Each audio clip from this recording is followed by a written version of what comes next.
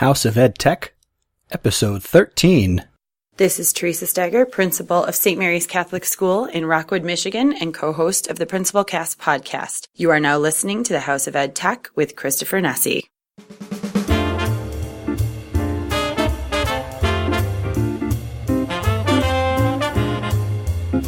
Welcome to the House of EdTech podcast. I am your host, Christopher Nesi. The House of EdTech podcast explores how technology is changing the way teachers teach and the impact that technology is having in education. My objectives include discussing technology that is changing our classrooms and schools, and sharing information that you can hear about today and use tomorrow by talking to teachers, leaders, and creators like you and having them share their stories. Because whether you use it or not, technology is changing the way we teach and how our students learn.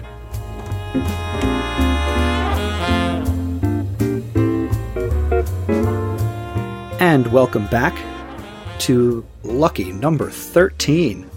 I can't believe I started this back in January, and it's been 26 weeks since I started the House of EdTech. Thank you for coming along for the ride. If you are brand new to the House of EdTech, thank you for stopping by, and I hope that you take the time to check out the first 12 episodes of the podcast. And you can find those episodes in iTunes. You can also search House of EdTech on Stitcher. Or you can just head over to the website, mr.chrisnesi.com, CHRISNESI. And there's links on the sidebar to get to all of the places this podcast is. And if you are a loyal listener, thank you.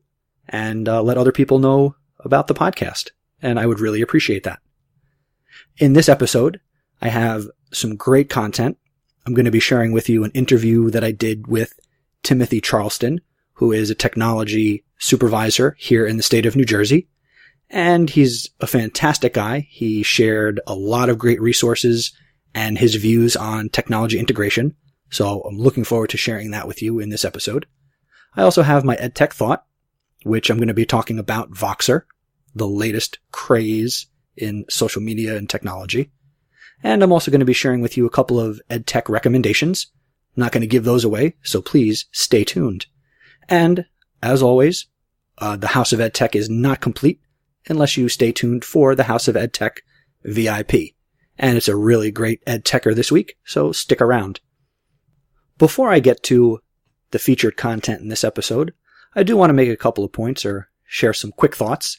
First, coming up this week, as this episode is being released on June 22nd, coming up at the end of this week, is the ISTE conference. ISTE 2014.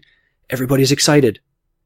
If you're all about education, technology, and technology integration, then I know you're excited about the upcoming conference, which is going to be in Atlanta, June 28th through July 1st. I'm sure you've read countless posts and watched videos about attending ISTE, and you've thought about things as what to bring, where do I eat, who do I want to make a point to go and meet, etc., etc. And I'm sure it's going to be a fabulous conference. I'm looking forward to when it will be in Philadelphia next year, because that's not that far from New Jersey. But for people like me, and possibly somebody like you, what if you're passionate about the conference, but you can't attend? What about conferences in general that might be a little too pricey, or maybe you can't get time away from your school? How are you going to participate and get that long-distance conference experience? I'm going to be attending ISTE via Twitter. The official conference hashtag is ISTE 2014. That's ISTE 2014. So that's the hashtag you need to be all over inside of TweetDeck or Hootsuite or whatever your Twitter client of choice is. You can also, and this is really cool, you can also watch live broadcasts from ISTE via Jeff Bradbury's TeacherCast Education Broadcast Network. Jeff is going to be broadcasting live from Atlanta each day, and he has some great guests on tap.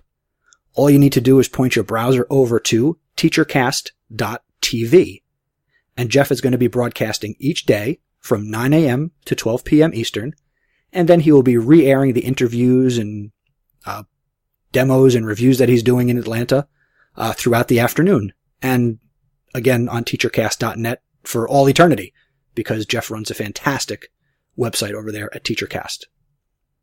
If you know of other methods to virtually attend a conference, please share them in the comments for this show's episode notes. And tweet your ideas to me. Again, I'm Mr. Nessie on Twitter, MRNESI, and use the hashtag House of EdTech, and share your thoughts with me there. I'd love to get your feedback and be able to share those ideas in future episodes. Also, I finally started to get some feedback on the podcast. Last episode, episode 12, I talked about Notepad.cc, and Mr. Benederet, who is a teacher in Seattle, took the time to go over to the demo document I had set up, which is over at notepad.cc/House of EdTech, and he wrote, "This could be a cool way to keep a record of an out-of-class conversation or a back channel." And I couldn't agree more. I think that's a fantastic idea.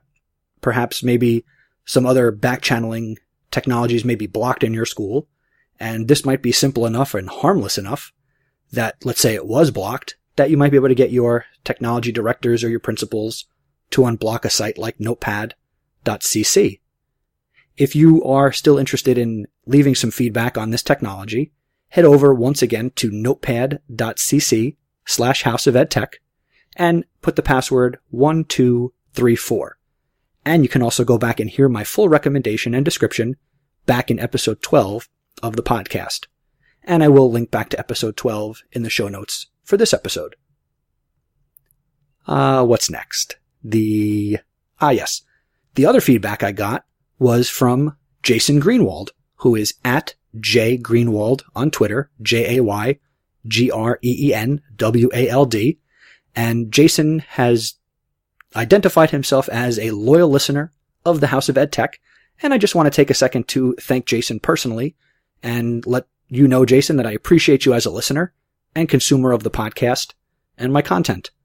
And of course, I thank you for speaking positively about the podcast to others on Twitter and letting them know how much you enjoy the podcast. So keep up the good work. Checks in the mail, as they say. Now let's get to this episode's featured content, which is my conversation with Timothy Charleston.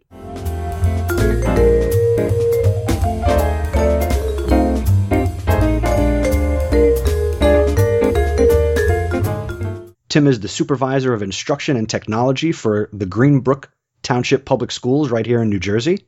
He has a bachelor's in secondary education and history from Seton Hall University, as well as a master's in social studies education from Rutgers University. So it appears that he is a Jersey guy through and through. So let's welcome in Tim Charleston to the House of EdTech. How you doing, Chris? I am doing very well, Tim. As we said before we came on, it took us a little while to finally hook up for this conversation. Yeah, it did take a little bit of time, but I couldn't be happier to be on with you guys. Awesome. And just so everybody knows, what was the big delay for you to get on here? So the big delay when we tried to meet up about a month ago is my wife was due to give birth really about any day when we originally tried to schedule and sit down. And lo and behold, my son was born on Memorial Day weekend on May 24th. And then, ever since then, we've been trying to hook up, get together. And, those first couple weeks of having a newborn are extremely hectic. So, I'm just glad that we finally got a chance to sit down and chat a little bit. They are very exciting, the beginning of life and all that. But congratulations on the birth of your son. And I'm sure you're going to be a great two-time dad now.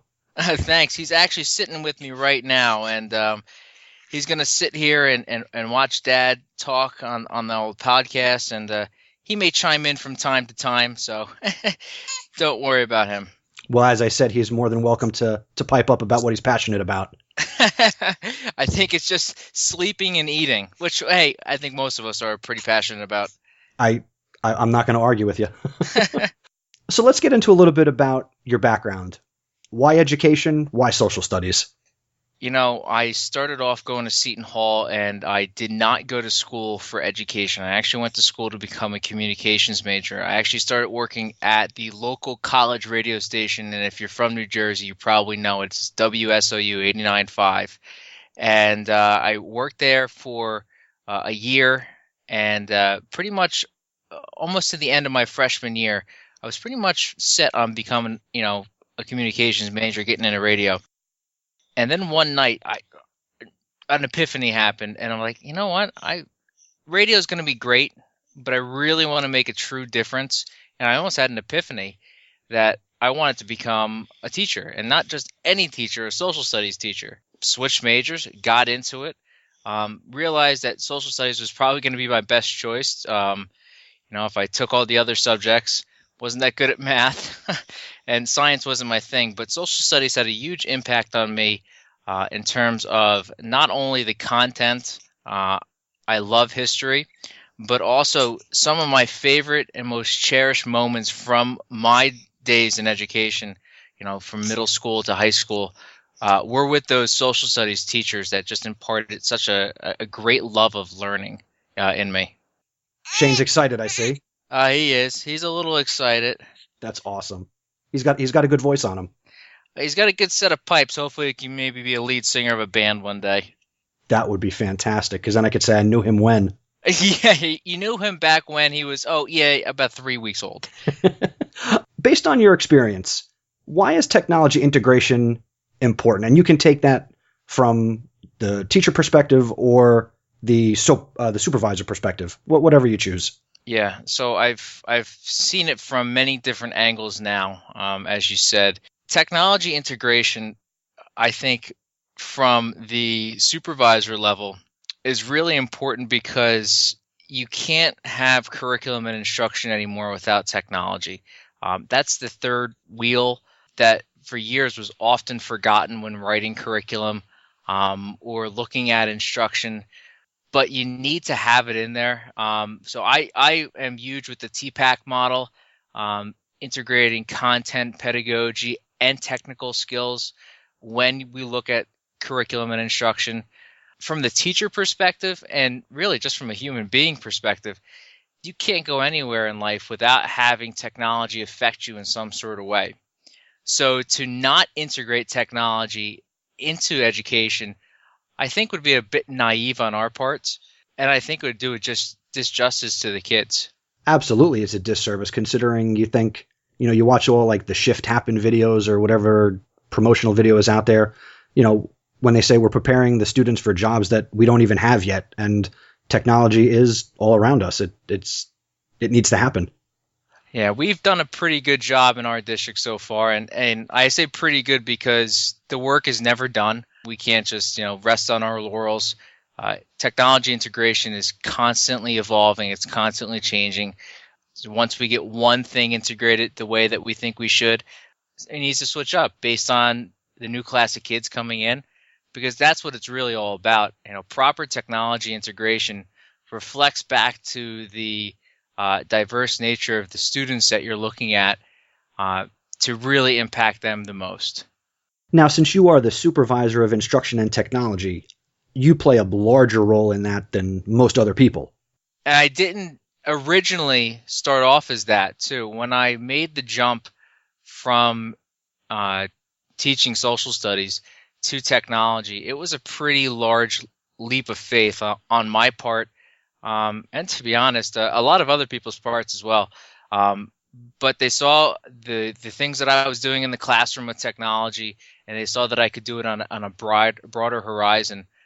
So I started working out as a technology coordinator, and just this past year, I took on the extra responsibilities of becoming the supervisor of instruction and tech. So I've now been able to see how it works in the classroom, but I've also truly been able to see the hard work that it truly takes to keep a network up and running, to make sure that the servers are all up, the internet is up, because technology use in the classroom is only as good as the network that it relies on.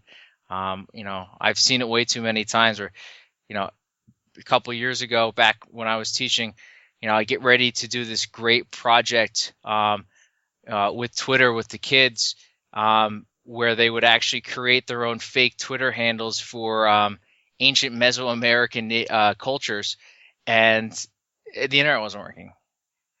So, we were able to get around it by, pulling out our phones and doing it that way.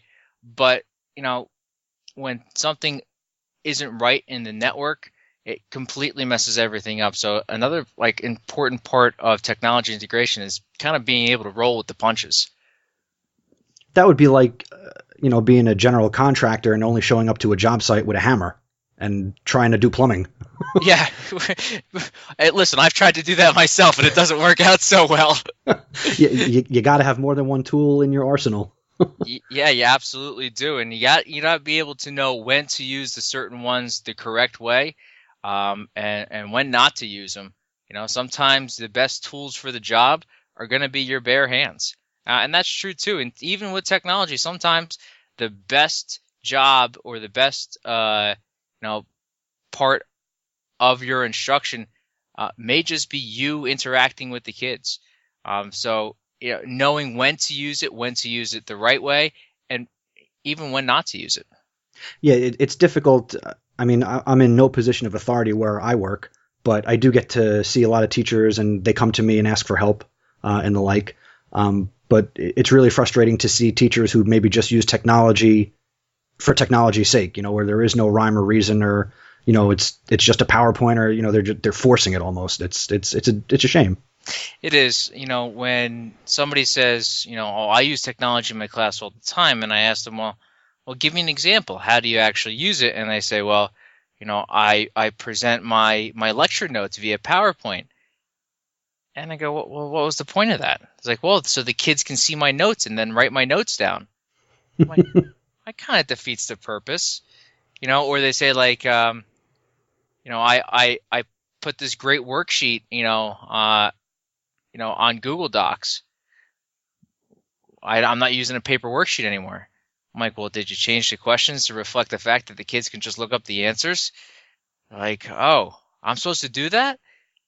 Yeah, you need to change it a little bit. It's just using it without the end in mind isn't a good way to integrate technology. I mean, we've all seen that, probably that one poster or picture, on Twitter, on a couple of blogs where, what do you want your kids to do with technology? And the answer should never be to make PowerPoints or, to create something, but it should be to make a difference, to make a change, to make kids think about what they're doing. That should be the end goal. And technology, properly integrated, is an afterthought.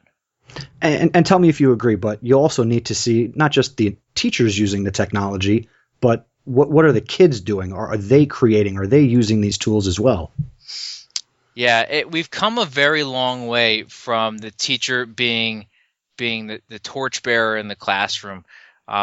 Every single kid has a supercomputer in their pockets when they walk into school, or at least most kids do.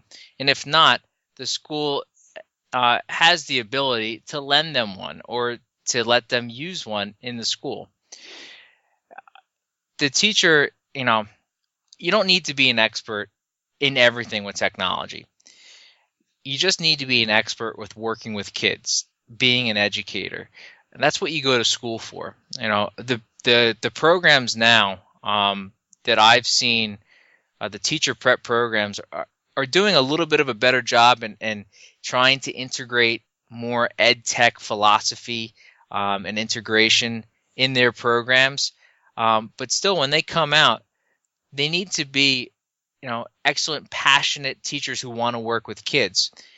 If they're really good with technology, that's great too. But you have a class of 20 kids in your room who are all mini experts in whatever sort of technology may be either the fad at the time or something that they've worked with before. So, empowering your kids, I think, is a huge part in becoming an excellent educator with working with technology.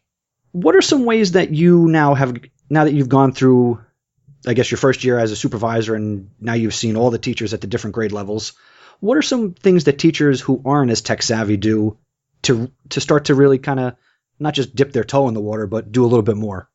Our good friend Jay Eitner has that saying, low and slow, crockpot learning, right? I think that is always going to be the best approach for teachers who are hesitant, because either they're hesitant because Either they're fearful of technology, or they've tried it in the past and it didn't work out with success, and they didn't have the support structure there to tell them, hey, it's okay that it didn't work. Let's figure out why it didn't work, and let's try to figure out a different way that it may work.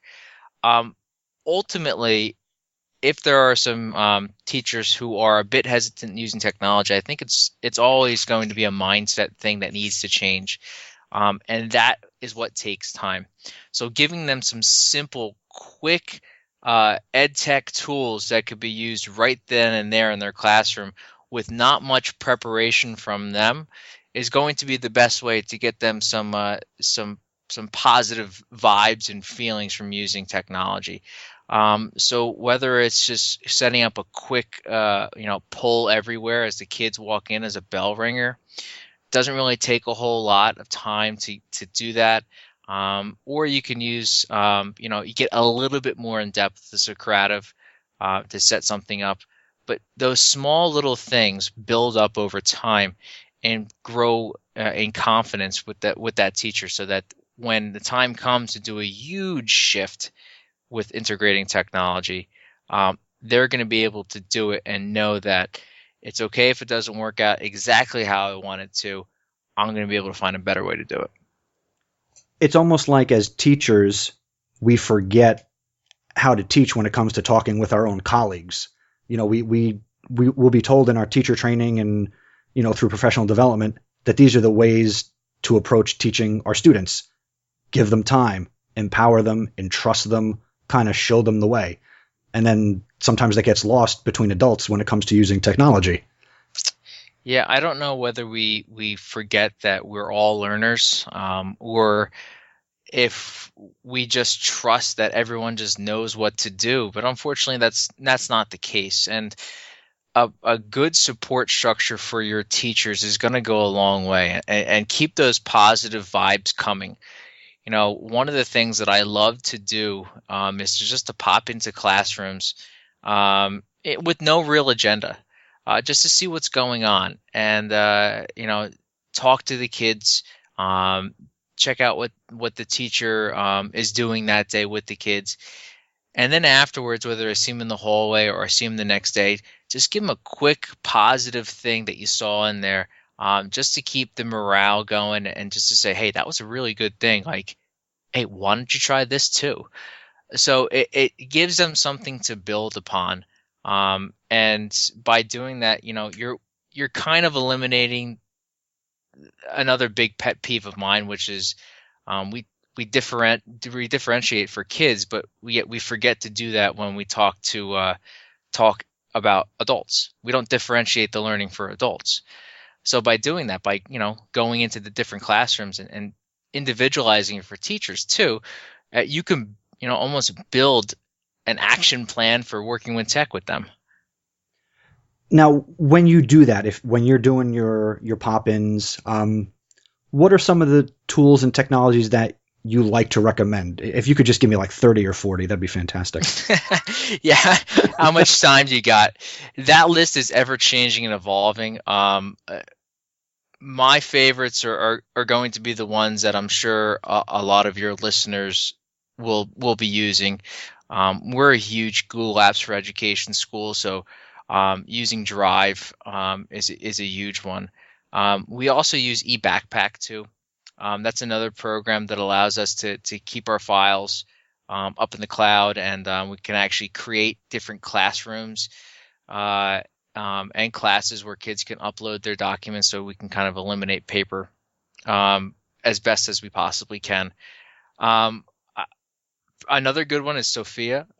That's been a great little app. A teacher actually showed me that one day. I was going into her class, and she was breaking her kids up into groups, and then all of a sudden she turns on the whiteboard, and her groups are magically split up as the program runs. I'm like, oh, that was fantastic, and the kids were really engaged and excited just for that one part. But then that carried over into the rest of what they were doing too.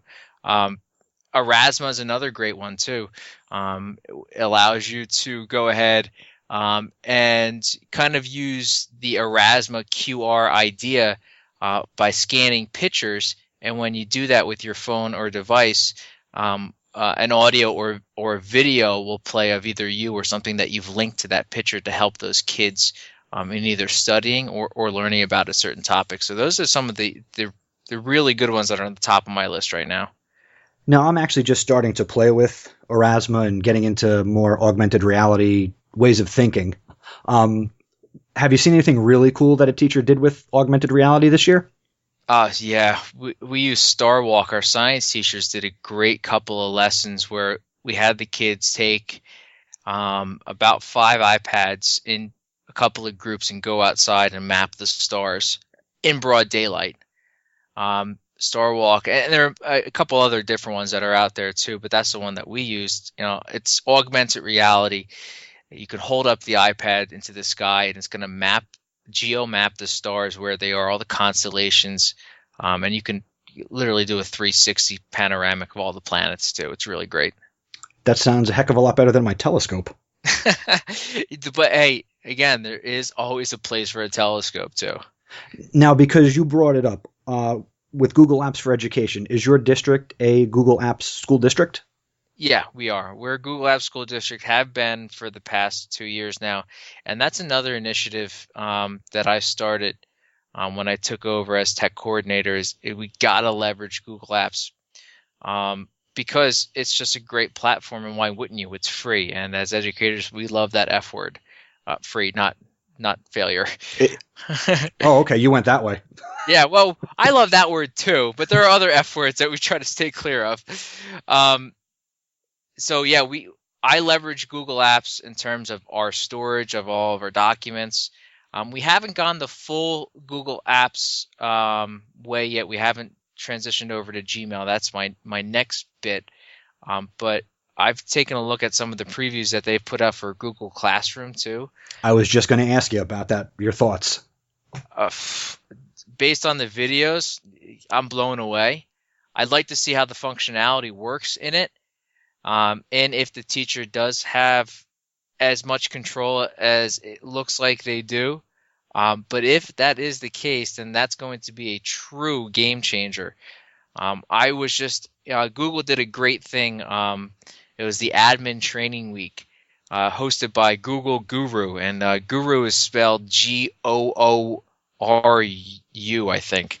That's an interesting way to spell it. But they had about 9 Google Hangouts this week based on all stuff from the admin portion of it. And in one of them, they touched upon a little bit about Google Classroom, just enough to tease it a little bit. And I'm blown away by it. Now, as much as I am also blown away and am chomping at the bit to play with it, tell me if you agree or disagree. Should something like this have been released now in the spring for teachers to then play with and work with over the summer, rather than what it looks like they're going to come out with it in September? Yeah, most likely. That would have been the best way to do it. But it's another thing, too. When teachers come back, they come back with a bunch of great ideas, a bunch of ideas that they've gone out and looked at. I'm coming back with ideas that I'd like my staff to try out in their classrooms. And to throw that on top, it may get lost in the shuffle for a couple of teachers, and it may not get its due diligence by everyone that it should. But yeah, I would agree with you. I think it probably should have been pushed to at least maybe a May release would have been a lot better. I had made the point a couple episodes ago that, who shows up on day one and decides they're going to implement a learning management system? No one. Without proper training and without the time to do it, that's the time of the year where teachers are 100% invested in learning the kids and understanding who they are and how they fit in their classrooms. To throw an entirely new LMS on top of it, it's going to be a bit hard for the teachers who have a difficult time integrating technology as it is. For maybe your master integrators, your 1 or 2 studs, they'll be able to do it. You can give them anything, they'll be able to do it. They'll buy into whatever you throw at them. But I think it's doing it a bit of a disservice because I really like the Google platform. Just this, for the past couple of years, I've been doing a lot of research on bring your own device initiative and pilots. And just this past year, we finally rolled out our pilot for bring your own device for our 8th grade students. Greenbrook is a pre-K to 8 school, so they're our oldest kids in the district, and we started in March, and we'd actually just wrapped up the pilot, and it went phenomenally. One of the reasons why is because we're leveraging Google Apps as a cross technology platform. So I would love to see it used even more, but I don't know what they were thinking. Well, virtual high five, because we totally agree on this. Being the way you just quickly used the word that we throw a lot of stuff at teachers in positions like yours. Describe what a typical day is like for somebody who is in charge of technology. Well, it truly never ends. To put it bluntly, I'm always on call. If anything ever goes down with the network, or 3 o'clock in the morning, I'm up. I'm taking a look at it with my fantastic network admin. But when I get into work, I'm always checking emails because it's always on my phone. So I have to sit down and get in my office and get situated. The first thing that I'm doing is I'm meeting with my network admin. We're doing a quick, maybe 5-10 minute powwow about what's going on for the week or for the day, or any upcoming projects that we need to attend to. And then I go meet with the supervisor of curriculum and instruction to talk about what her day is going to be like, and we sit and chat a little bit about any initiatives that we want to look to, or any specific ways we want to help a couple of teachers. And then I just walk the halls. A lot of my day is walking the halls, popping into classrooms, speaking with kids. I'm always either checking my email on my phone, or I'm always on Twitter on my phone. So I'm multitasking many different tasks at once. I'll eventually get to my office, when I feel like I need to sit down and rest my dogs a little bit. And at that point, we'll take a look at, in updating all of our social media. We do that constantly. I'm sorry, we got a couple of dogs in the background. That's okay. Be where you are. So, my day is, it's jam-packed of going between my 2 different schools, helping teachers out, taking a look at our long action plans about, where I want to go in terms of helping teachers,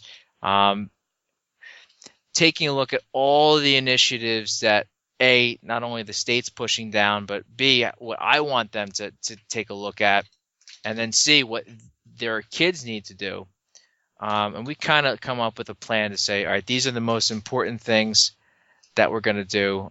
These are things that we can kind of put on the back burner. And then these are things we can kind of forget for now. Right. When you walk around and you do your pop-ins, would you say that you are a welcome sight for the teacher to see? Like, do they embrace you? Do they welcome you? Or is it like, oh, great, here comes Tim. What now is he going to try and get me to do? I'm a pretty positive person. I've had the pleasure of working in the same district that I started in 7 years ago. So I've had the pleasure of making a lot of great colleagues and friendships over the course of the last 7 years. So when I pop into the rooms, it's not like, oh great, what is he going to have me do? But it's more like, let me show him what I'm doing right now. Let me see. Oh, my wife's coming down too. Got the whole crew down here now. So a lot of teachers want me to see and check out what's going on in their room. Maybe give them pointers or a little bit of advice. And again, it's all about building positive relationships and throwing out those positive vibes to the teacher. I'm never coming in to look for something specifically, unless we had talked about it before. I don't want to come in as a surprise saying, hey, I was looking for X. but I only saw a Z, and the teacher goes, well, I didn't know you were looking for X. If I knew that, we would have done something a bit better. You have to, it's a working relationship. And I think that the best admins or supervisors or principals or superintendents understand that the power of relationships is going to go a lot farther than anything else. I agree. Just a couple more questions, because I know I got you on here a while, and I know the baby's quiet, but who knows when that's going to change. Oh, he's passed out right now, so we're good to go. Nice. Okay. Now, granted, we've only been talking what is amounting to a few minutes here for the first time, and I do agree, you sound like a positive person, a lot of energy. What are some of the challenges that you face in your position? I think that, especially when it comes to change, people don't like the change because they've done it the way they've done it for years, and it's always worked. My response to that is, yes, it may have worked for those set of kids, or it may have worked for that specific time, but the kids today are 1,000 times different than the kids even from 10 years ago. They're growing up faster. They're growing up more involved. They're growing up with more technology around them. We could probably chat forever about how our 2-year-olds can manipulate our iPads probably better than most 45-year-olds can. These kids are they're amazing. So that's one of the biggest challenges is fighting through the hesitation to change. And then understanding and helping the teacher to see me as an ally in what we're doing.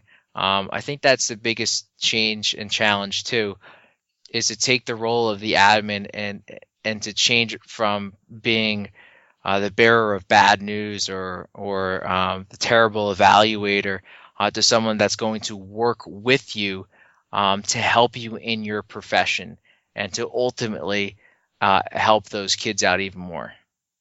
Well, that cements it for me. You now have what it takes to go become a principal. I appreciate that. I don't have that cert yet, but I'm sure that's going to be one thing I'm going to be going back to school for. Well, even without the cert, you've got the mentality to do it differently than it's been done. And I think we've both seen the image on Twitter where it's a picture and the words are, the worst thing you can hear in education is, this is how we've always done it. So you speak to that in terms of making a difference. Yeah, the power of the word yes or is so much better to hear than the word no. And I always want to try to be that person who says yes. Let's work together. Yes, let's try to figure this out. And then if we do and it doesn't work, well, you know what? We actually tried to figure it out and it didn't work. And guess what? We figured out it didn't work, instead of saying no and killing the momentum right then and there. So again, these little things add up over time throughout the course of the school year. And if you do them in the right way, and heck, I'm still learning myself. I can't say that I'm a master at what I'm doing. I'm grabbing bits and pieces from so many fantastic other fellow educators that are in my PLN. But those little things really do add up. Yes, they do. Here's the softball question, because the rest have just been fastball. So here's the softball. What's the most rewarding part about your job? Honestly, seeing kids smile, laugh, enjoy being in school. There were times when I grew up and where I didn't love being in school. It wasn't the best place for me to be. And understanding that now as an educator, that this place needs to be a safe haven for kids. It needs to be a safe and secure place where the kids can be themselves, who they are and who they're going to ultimately grow up to become. And so seeing kids laugh, smile, learn, that's the most rewarding thing. I'll take that any day. Do you mind if teachers also do those things too?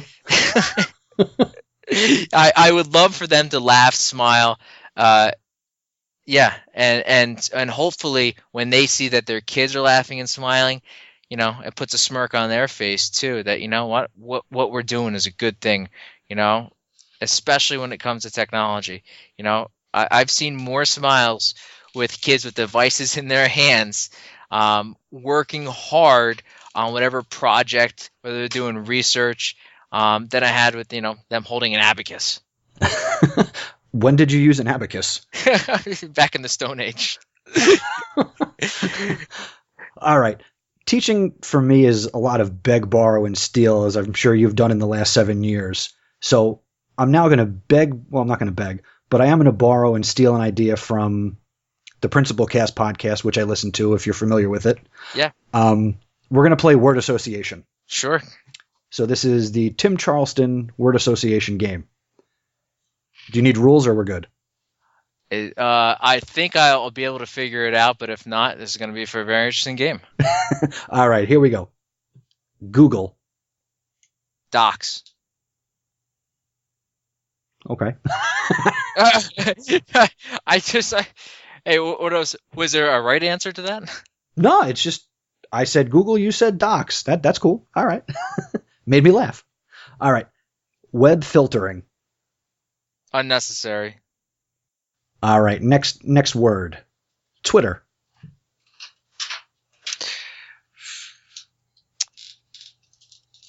Helpful.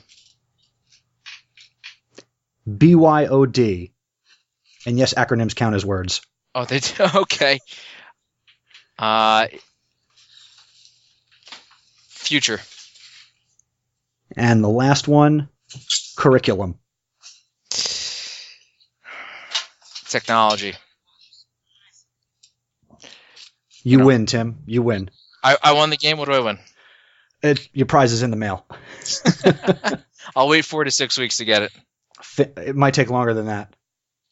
I want to thank you for being here, but before I let you go, you are active on social media, and there are many ways that people can reach out to you and pick your brain in more detail than I did. So what are some ways that people can get in touch with you? Sure. They can shoot me an email at any time. It's my full name, timothycharleston@gmail.com. They can hit me up on Twitter. I am Mr. C Says. It's MrCsays. And they can go to my blog. It's timcharleston.blogspot.com. And those are probably the best ways to reach me. I'm on a bunch of other social media sites too, including Facebook, but no one's going to hit me up there. Well, Timothy Charleston, Tim A, thank you for... I've been holding back the whole time. You know what's even funnier? My brother's name is Kenny. That's fantastic. We had a rough childhood growing up. Oh, I'm sure you did. But Tim, thank you so much for being here on the House of EdTech. I'm glad we finally got to hook up, and I know I'm definitely going to reach out to you and bring you back on the podcast in the future. It was a pleasure being on it. I truly enjoyed it. Thanks for letting me on. Thanks for also letting all my my background guests to come on as well, including my son who let out a big cry earlier before. We can take the radio approach. Do you want to do any shout outs to your family and friends? Yeah, I'll shout out to all of them. All right, Tim, we'll talk to you soon. Thanks, Chris.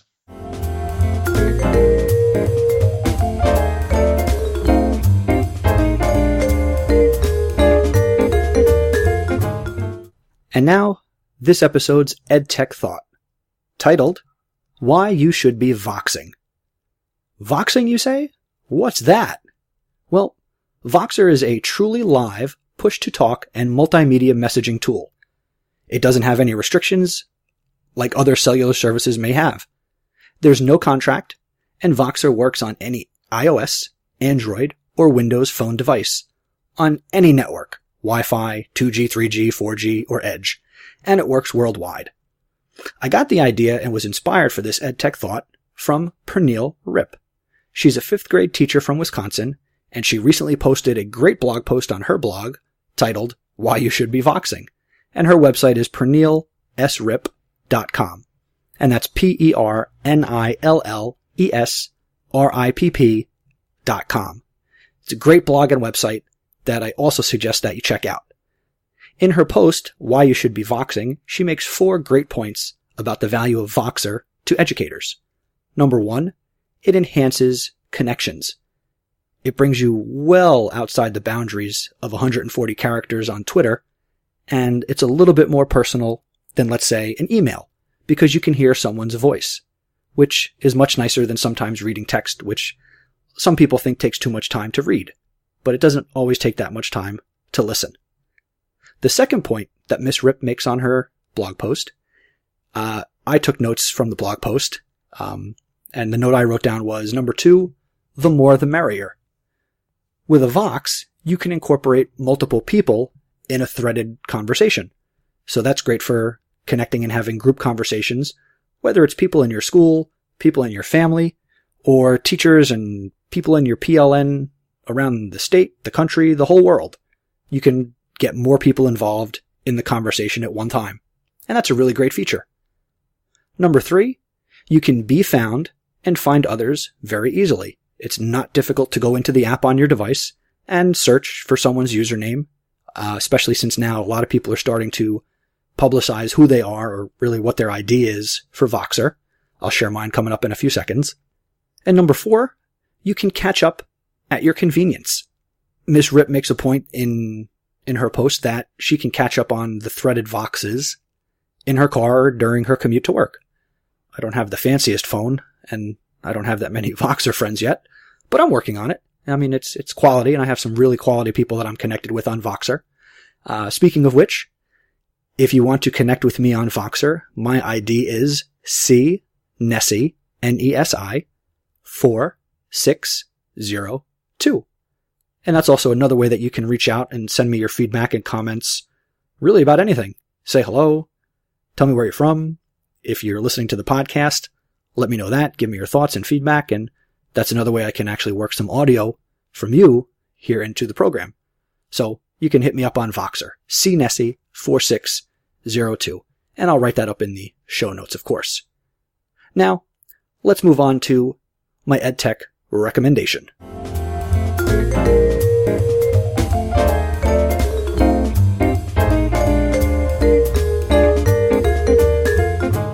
For this episode's EdTech recommendation, I'd like to talk to you about MoveNote.com. MoveNote is a one-of-a-kind video presentation tool online and on your portable devices. MoveNote is incredibly versatile and is being used in education for blended and flipped learning and in everyday messaging. Recording your presentations is easy and quick, and everything is shareable online by email, such as Gmail, which they just integrated with, or you can share via social media with a simple link. Since everything is in the cloud, you can access your videos practically anywhere, and with the statistics tool, you can see who watched your video and when. MoveNote videos can be watched on any device that supports video, no matter if they have MoveNote on them or not. You can use MoveNote directly from your Gmail and your Google Drive, and on your desktop computer, laptop, iOS, or Android device. I want to thank Dan Longyor. I know I butchered that. I'm a public address announcer, and I got a 50-50 shot. But Dan's Twitter handle is EBMRX, and he shared MoveNote with me via Twitter. So thank you to Dan, and I'm sorry I may have butchered your last name. Hit me up on Voxer and let me know how to say it, and I'll be happy to correct that in the next episode. If you have a great program or tool that more people should know about, please share it with me, and then I can help spread the word. You can tweet me, my username is Mr. Nessie, or you can email the show, feedback@chrisnessie.com. Also, for my EdTech recommendation, I do have an update, and this is a TAC.com update. And I'd like to quickly tell you about TAC Stream. My contact at TAC, Miss Andrea Trivisano from TAC, she reached out to me about the new commenting feature on TAC. Now you can embed photos, animated images, videos, and other media in TAC's new comment system. You could check out the feature in full at tac.com/stream-edu.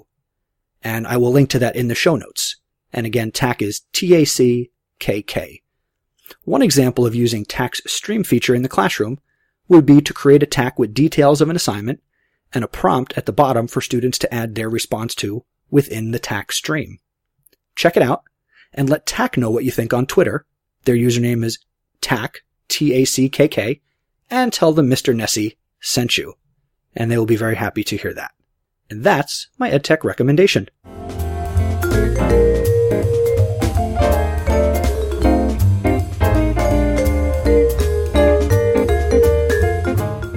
All right, before we close out this episode, time to talk to you about this episode's House of EdTech VIP. This episode's VIP is Dr. Timothy Purnell.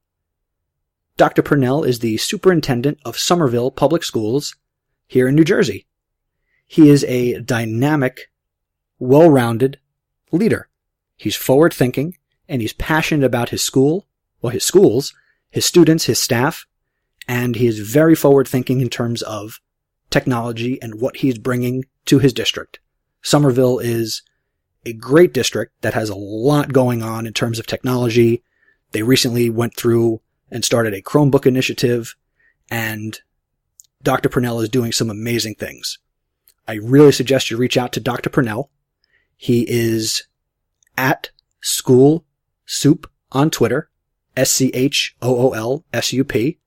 His website is drpurnell, PURNELL.blogspot.com.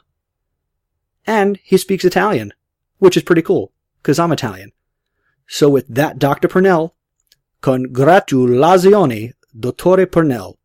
Voi siete la Casa di EdTech VIP.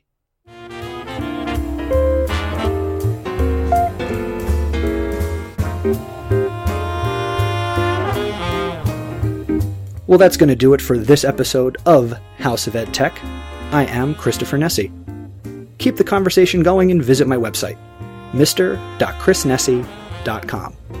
You can check out the show notes for this episode at mr.chrisnessie.com/2014/06/houseofedtech13.html.